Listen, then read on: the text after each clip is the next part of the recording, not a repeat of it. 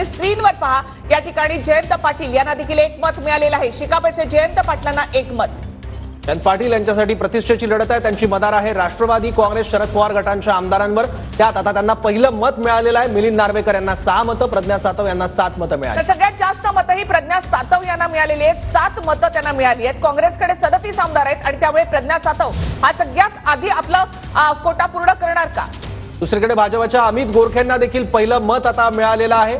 अमित गोरखे यांना पहिलं मत मिळालंय, त्यामुळे त्यांची मतं आता झालेली आहेत 1।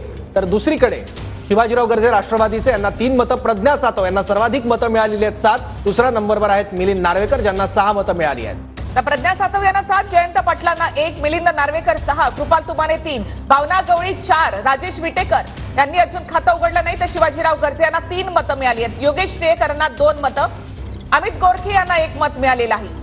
मिलिंद नार्वेकर यांना 7 मतं मिळालेली आहेत। कृपाल तुमाने यांना 3 मतं मिळालेली आहेत। सातत्याने आकडे आता बदलत राहतील। सगळ्यांचं लक्ष आहे 23चा कोटा सगळ्यात आधी कोणाचा पूर्ण होतो। तर पंकजा मुंडे यांना 1 मत या ठिकाणी आता मिळालेलं आहे। पहिलं मत आहे पंकजा मुंडे यांचं, त्यांना आता 1 मत मिळालंय। मिलिंद नार्वेकर यांना 7 मतं मिळाली आहेत। प्रज्ञा सातव यांना देखील 7 मतं मिळाली आहेत। जयंत पाटील यांच्या खात्यात 1 मत जमा झालंय। कृपाल तुमाने यांना 3, भावना गवळी 4, शिवाजीराव गर्जे 3 मतं। तर कृपाल तुमाने यांना 3 मतं मिळालेली आहेत। प्रज्ञा सातव यांना 7 मतं मिळालेली आहेत सर्वाधिक, आणि मिलिंद नार्वेकर यांना सुद्धा 7 मतं मिळालेली आहेत।